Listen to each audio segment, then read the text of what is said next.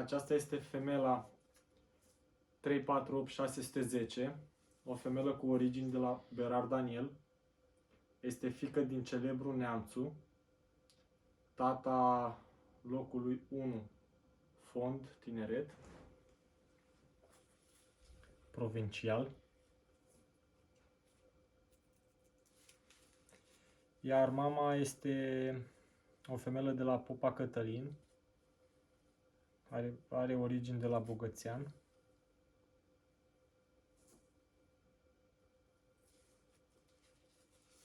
Femelă foarte frumoasă, femelă închisă, musculatură bună, o femelă ușoară, de braț scurt,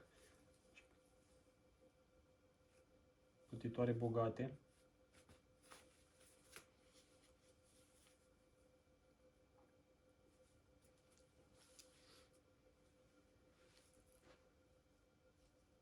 Spate puternic,